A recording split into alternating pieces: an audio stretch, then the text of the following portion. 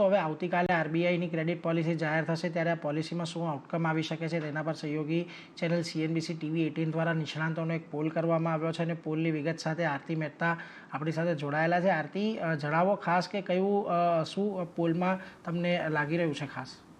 જી, આરબીઆઈની policy પર જે CNBC TV18 દ્વારા પોલ કરવામાં આવ્યો છે, તો આ પોલમાં સૌથી પહેલો જે સવાલ પૂછવામાં આવ્યો હતો કે પોલિસીમાં શેના ઉપર ફોકસ રહી શકે છે.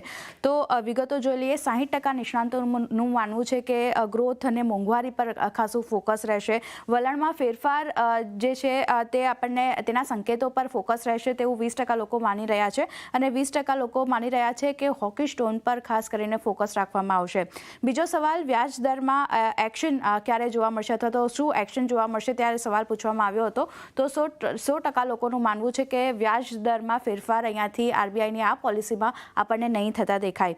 વલણમાં ફેરફાર ક્યારે થશે એવો સવાલ જ્યારે પૂછવામાં આવ્યો, અકોમોડેશન જે વિડ્રોલ ઓફ અકોમોડેશનની વાત કરીએ તો 90% લોકો એવું માની રહ્યા છે કે આ જે વલણ અત્યારે આરબીઆઈનું છે તે આપણને યથાવત રહેતું દેખાઈ શકે છે અને 10% લોકો એવું માની રહ્યા છે કે વલણની જે તૈયારી જે છે તે હવે અહીંયાથી આરબીઆઈ જે છે તે દર્શાવી શકે છે. સાથે જ પહેલો વ્યાજ દર કાપ ક્યારે આવશે તે જ્યારે સવાલ પૂછવામાં આવ્યો તો 40% લોકોનું માનવું છે કે ઓગસ્ટ 2024માં પહેલો વ્યાજ દર કાપ આરબીઆઈ તરફથી આવતો દેખાઈ શકે છે. 50% લોકો એવું માની રહ્યા છે કે ઓક્ટોબર 2024માં પહેલો વ્યાજ દર કાપ આવી શકે છે અને 10% લોકોનું માનવું છે કે ડિસેમ્બર વર્ષના અંતમાં આજે આરબીઆઈ તરફથી આપણને પહેલો વ્યાજ દર કાપ જે છે તે આવતો દેખાઈ શકે છે.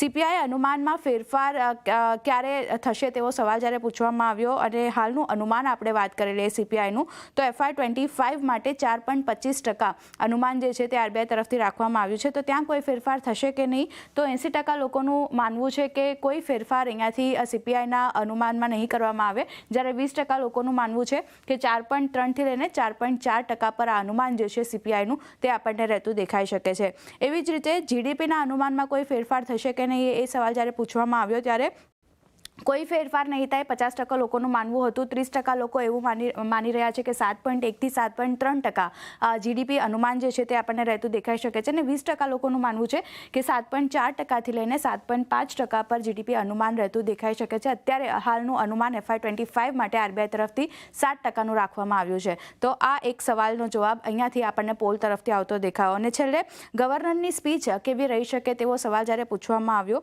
તો 10% લોકોનું માનવું છે કે ડોવિશ કમેન્ટ્રી રહી શકે છે, 10% માની રહ્યા છે કે હોકિશ કમેન્ટ્રી રહી શકે છે અને 80% લોકોનું માનવું છે કે સરભર એટલે કે ન્યુટ્રલ જે પોલિસી અથવા તો ન્યુટ્રલ સ્પીચ જે છે તે આરબીઆઈ તરફથી આપણને રહેતી દેખાઈ શકે છે. તો ઓવરઓલ પોલિસી જે છે આરબીઆઈ તરફથી આ પોલિસીમાં વ્યાજ દર 100% લોકો એવો માની રહ્યા છે કે વ્યાજ દરમાં કાપ નહીં આવે અને પોલિસીનો સ્ટેન્ડ જે છે તે આપણને યથાવત રહેતો દેખાઈ શકે છે.